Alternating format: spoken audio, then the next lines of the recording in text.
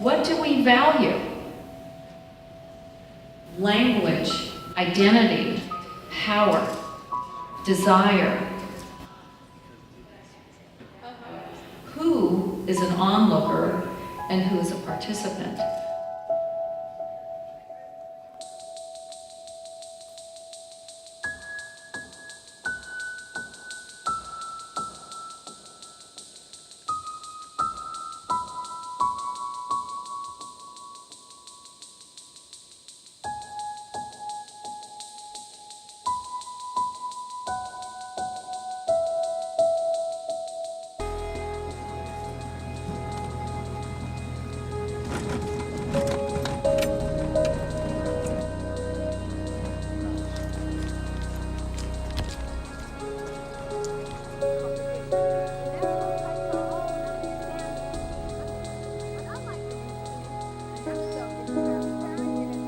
How did this project come around? How did it come up? I have been collecting phrases that I've heard people say aloud for about 15 years. Eavesdropping. Eavesdropping. Not eavesdropping, but eaves, no? Paying attention, I guess. I like Paying it. attention and having a pen or now my cell phone. But I had been collecting phrases when I met Tria about, I don't know how many years, about 12 years or so. And had about a list of maybe 400 at that time. And now Oh my, that's interesting. I've never heard of that. It's like phrases or bottle tops for you. Kind of, Beer yes, cans. or baseball cards Baseball or cards. something. So anyway, Can you remember any in particular that, this is a I can. nasty question. I can literally remember hundreds. Well, tell us if you just off the top of your head for fun. I'm not lost, I'm with you.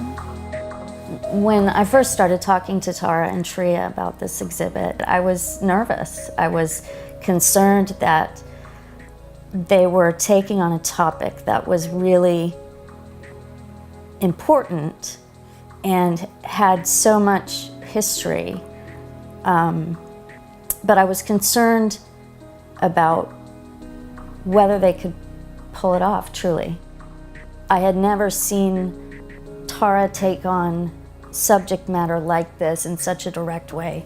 I felt like the exhibit could be provocative and engaging and interesting and is still relevant today, but I was concerned about how we would get there. There are these moments when you feel like you're becoming something that's not yourself, but that's an imitation of yourself, or not even an imitation of yourself, but an imitation of something that you're supposed to be like, that you're supposed to look like, that you're supposed to behave like, and you get rewarded for that kind of behavior. We latched onto this phrase, and this phrase made sense to us because we've had experiences as women as what are the pros of being a doll? What are the cons of being a doll? What are the advantages? Where do you play that, where do you play that string, and how exactly do you do that to your benefit, to achieve your own identity and also to get ahead in the world? The reward is that I get to go out in society and not be questioned, that I get attention when I want it, and that people will, to a degree, listen to me. To a degree not, because that's the double-edged sword. Anyone who loves Tinkerbell will have to sit down. But I mean, I cringe when I think at what Tinkerbell looks like. Tinkerbell has a skirt dress sort of onesie thing, very much like a baby. But the bottom of her outfit barely covers her bottom. I mean, like, if she was really flying, even if there wasn't wind, like, you'd see her ass, you'd see it because it's so short. And I think, why do we have to tell them? Why do we have to tell girls or boys or anybody at 2 or 3 years old, which Tinkerbell is very focused around that age level, why are we telling them this then? Why? It's really, truly upsetting to me because it's not just, having to be pretty and having to be skinny and having to be beautiful and have nice hair and pretty eyes that people remember the color of because that's in all the songs. That's enough.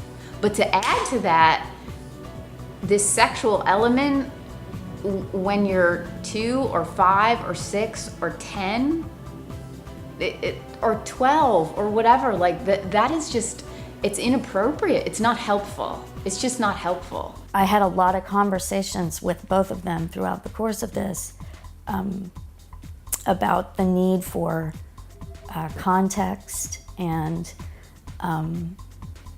the need to take seriously the tone that the exhibition was going to create or present, so people couldn't be dismissive of the seriousness of the work because it was so pretty. The best way to describe it is as if you took a large format children's picture book and you fanned out the pages. So each open page, set of pages, creates a room. The narrative follows this woman through her day from breakfast until bedtime. So this model, you're directed into the front of the house, to the breakfast room, you enter the atrium, and then from the atrium you enter the closet, into the cocktail party, into the bedroom, and then you'll exit. You see this very often in children's books. I have a story called I'm a Bunny. And so you go through this time lapse for this bunny through the day. Because a lot of what this is about is here are the routines that you go through and that you repeat, and the way you spend your day is the way that you spend your life.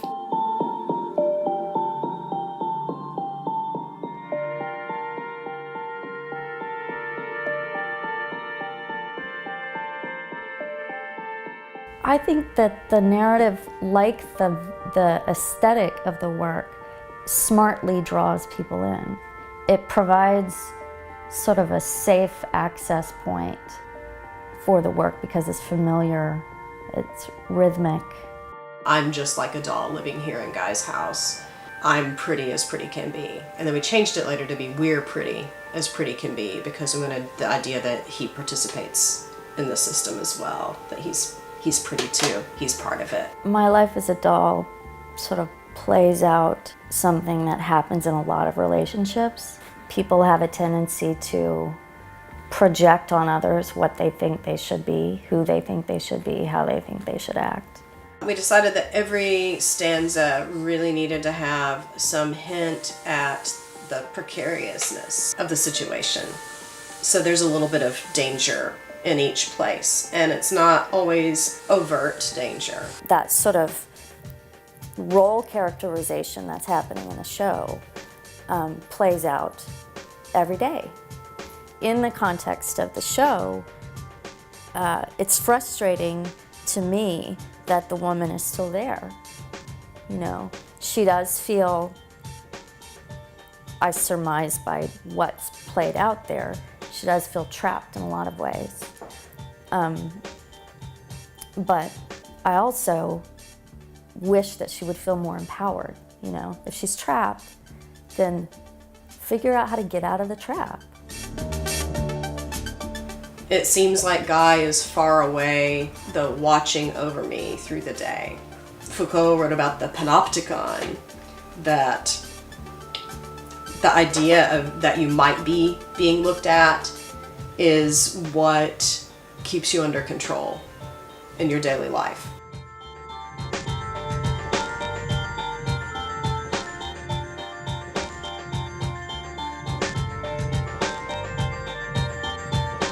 I think the first conversation that I had with Tara and Tree about the exhibit was probably a year and a half ago.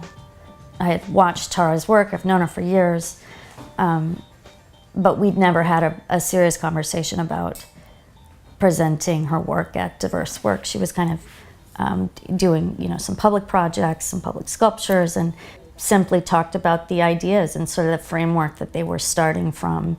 I instantly wanted to give it a shot. You know, I wanted to work with them on it because I felt like in this day and age that conversation is still so important to have. And so this show dealing with this subject matter was, you know, something that I was drawn to.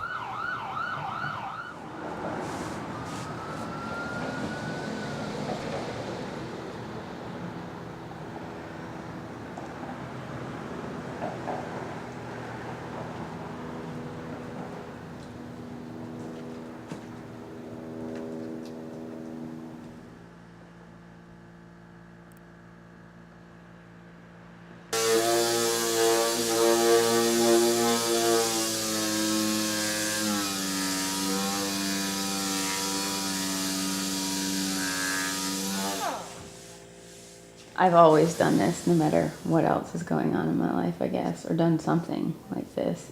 Whether it was like mud pies or whether it was, you know, something else. Making a mess somehow. And then cleaning it up, and then making a mess, and then cleaning it up.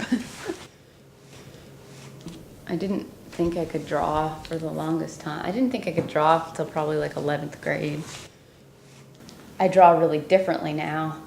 I don't draw, I mean, I do a lot of line drawing, and I know what I'm drawing, but somebody else might not know. I was trained as a metalsmith, but I started making things that didn't really fit that mode. Some of it was in size, some of it was in concept. The school I went to, which was at RIT, Rochester Institute of Technology School for American Crafts, you know, they had glass blowing, they had metalsmithing, they have incredible facilities, but they didn't have a fine art school. And I was really jonesing for that part of it. I didn't realize it, but that's really what I was interested in as well. And because I wanted to make sculpture, and they didn't teach sculpture. But the best thing, and the reason my work, I think, has the look that it does, the reason that I will sit here and sand this, and the way it was before you started filming would have been fine for most people, is because I was trained as a craftsperson. And it matters that everything's smooth, and it matters that there's a smooth transition, and it matters that you take it from, you know, 80 grit to 100 grit to 200 grit. Anyway, so I think that was that is something that has made me who I am as far as my aesthetic and how I make things and go about things. So, I mean, those processes I learned doing metal work, but a lot of the things that we've looked at so far in the show do look like slick and whatever. Not everything will be those types of forms, and everything will be brightly colored, but some things will have a different textured surface, a regular surface, you know, not irregular, but they won't all be like a glass sort of polished, smooth look to them. Let's see, you said the show's 8 days out. I think so, I don't know, let's look. It's November 1st, so it's 9 days. 10 It is days. the second. Oh, is it this? The first was yesterday, it was my mom's birthday. 1, 2, 3, 4, 5, 6, 7, 8, 9. 9? 9's not as bad as I thought. So I have 9 days, including today.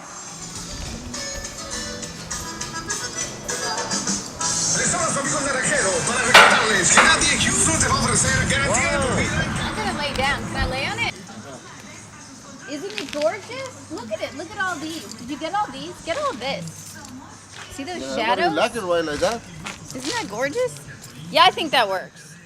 I make no distinction between people who dig ditches or drive trucks than any creative person. You know, if you want to get good at it, you got to work at it. You know, I've seldom seen a harder working artist, and that's saying a lot. I don't care what it is that you've chosen to do. If you want to be a good artist, you got to work at it. You have to study. You have to funnel yourself through the history of whatever you're interested in. And you have to physically go at it. I mean, you have to get up and go and do your work. My main interest in the work is to figure out the relativity of the image. People assume what they see is reality. And they get this reality from pieces of wreckages, bits of abstractions that come from like family hand-me-downs, dinner parties, media, all kinds of media. And so we assume that what we're looking at is the foundation of the truth. And it's my contention that this is far from the truth.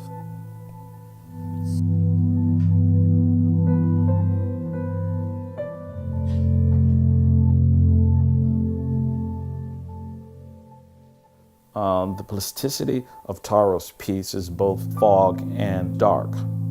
In Eugene O'Neill's masterpiece, Long Day's Journey into Night, the younger child describes his family and the illusions of his family as walking through fog.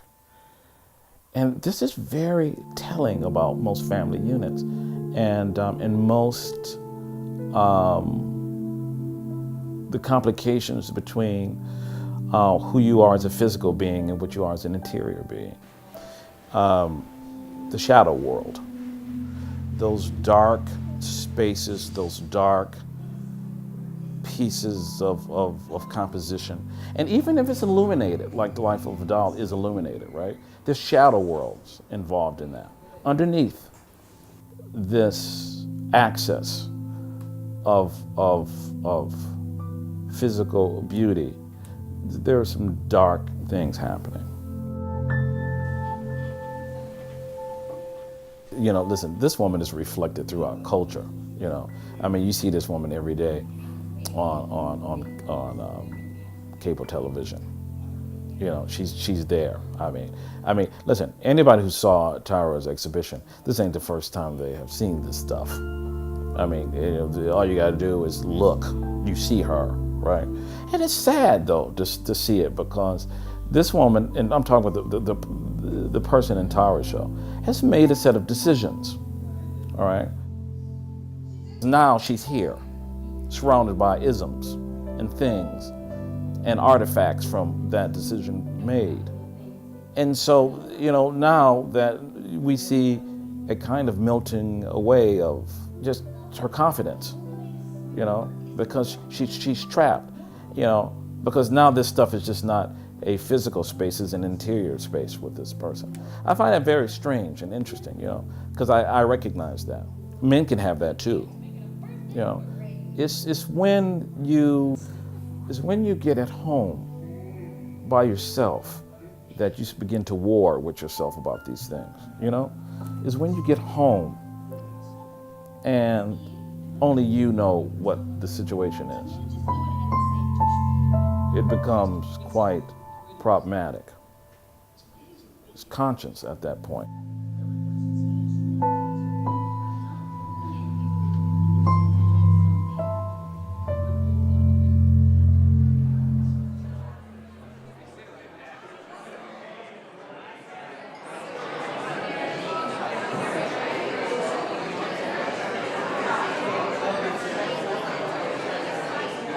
Well, having two daughters, it just gives you just a view into their lives. How are you seeing me?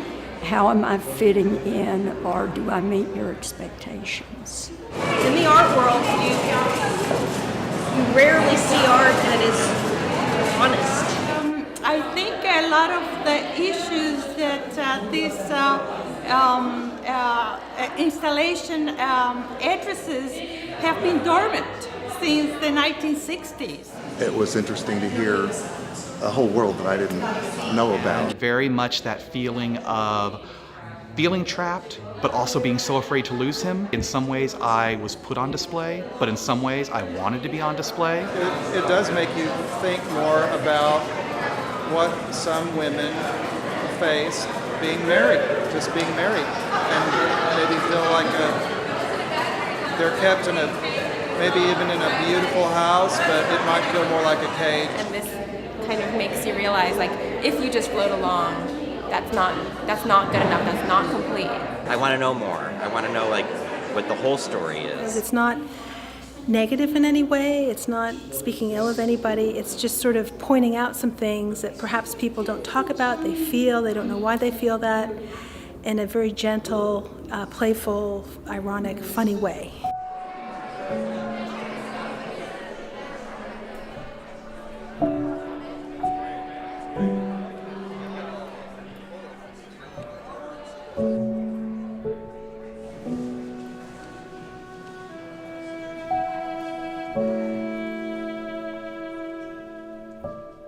I'm just like a doll living here in Guy's house. We're as pretty can be. From the lock on the door to the ceiling and floor, he says it's all made just for me. The morning's time to rise and shine, sip some milk and write some lines. In the east, the sunlight streams and shoos away all last night's dreams. It seems like Guy is far away, though watching over me through the day. I'm as cozy as tea in a real china cup. If this is the dream, I don't want to wake up. The atrium is where you'll see my blooms cavorting with his bees. Inside these walls, the honey's made from the sweetest flowers of our magic glade. Flowers and bees belong together. Here we make the perfect weather. Each specimen grows just as projected, captured, collected, and protected. To dress myself is no small task when details count from shoes to mask. So I prepare with care each day according to each part I play.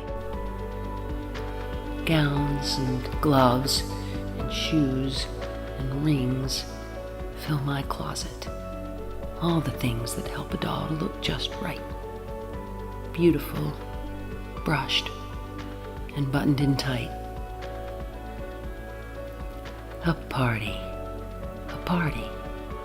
What a delight. With candles and cocktails, delectable bites. Everything sparkles when shined to perfection. I trip and get lost in all those reflections. In dazzling dress, we make conversation, the bubbly, bright buzzing of inebriation. Are you happy, they ask? Well, of course, I reply, and watch as the shadows go skittering by. When I'm drowsy and dozy, I drift off to bed, where it's comfy and cozy. I lay down my head. I think of the flowers, with buds closed up tight, awaiting the morning while dreaming all night. The shadows loom large as the hours drift by, and the stars sparkle bright as I wait here for Guy. Is this dream my own? Should I even doubt? Maybe tomorrow I'll figure it out.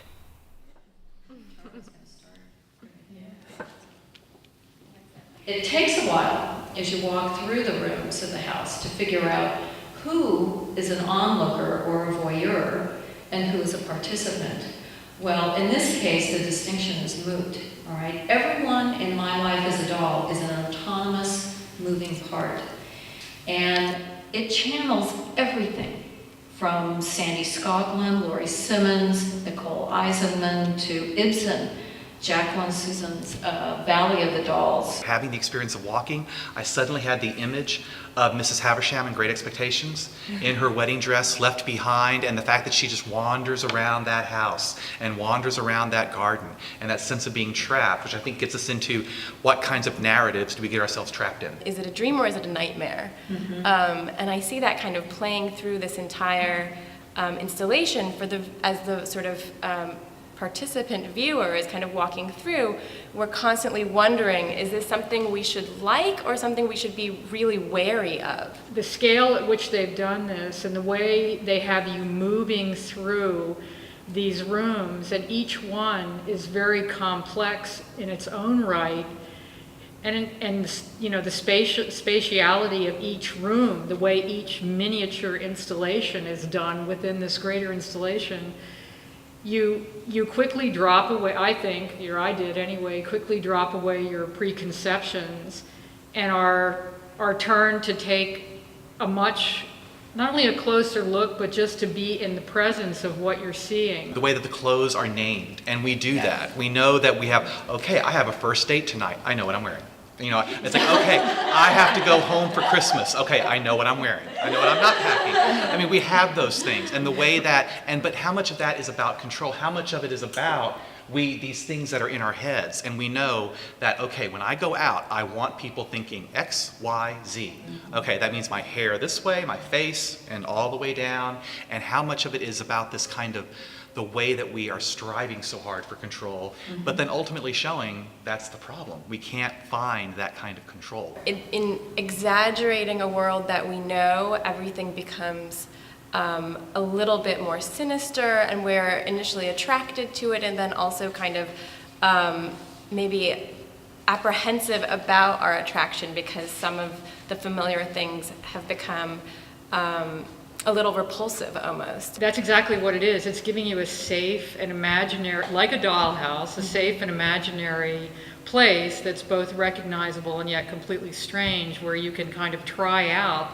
In this case, we're trying out these ideas that this writer and artist, are putting forth, or whatever it is. It should transport you in some But it's way. right, we want to be in that. We want to be in that fantasy world. We want to be in the dollhouse, and installation really is the form of art that, not that you can't, put yourself into a painting, but I mean to bodily put yourself in that space where we want to be, I think is the interesting thing about what an installation is. What's at issue here are deeper and older set of oppositions between the private and public, success and failure, between hidden obsessions in our daily traffic with one another. And those oppositions make less sense every day. And so this installation functions superbly as both art and provocation. And it's about desire. How are we manipulated? Can we never have enough? Who, how, and what we desire determine who, how, and what we are. There's a woman who came through and she had these two young boys with her that were maybe 9, 10 years old. One of them said, "Oh, it's like when you're doing something one day, but you keep doing the same thing over and over again, and so nothing changes because you don't make any different choices." This 80, thinking she's 80, over 80 years old, where she's dressed in like a gentleman's hat, gentleman's pant, and she's tailored everything to herself, but it's all man-looking clothing. And she came later to the panel, and then she came back twice, and I was here both the times she came back with different friends that she brought, which was just so cool. I think what struck me the most were those people that we were talking about a little bit yesterday who had come in and sort of look at the entryway and not go in, and instead they would just walk around the outside, and then we would invite them to go inside and they would say, "No," and they would go away. Which is, comical. It's sort of like there's a carnival sitting in front of you and you don't want to go look at in. it. And we didn't have fried dough or funnel cake. And that's probably where we went wrong, clearly. Clearly. But I mean, otherwise, I make a mean cotton candy. I am cotton candy. You are. Girls grow up, that what they're around and the influence they see and have, as do boys, that gets in them, and then they get bigger, and they become whatever they become. But I guess the idea is that the little thing that you put there, the things that are planted in their brain or in their heart or in their soul, they just get bigger and they just keep growing. They don't just go away. And so being thoughtful and mindful about what their influences are is really important. And women are as important as men are, and men are as important as women are, and boys and girls are equally important. And when you think about our society and how it's changed over the last 100, 200, 500 years, everyone's role is really valuable, and women do a lot of the raising of children. And as much as that continues to evolve and change, we still send a message that is a big part of who they should be or will be. And so if you believe even a little bit that women play a big role in creating the next generation of people and influencing the next generation of people. I think it would be wise, even if you're not concerned about the women, if you're just concerned about the next generation of people, it would be wise to take good care of the women.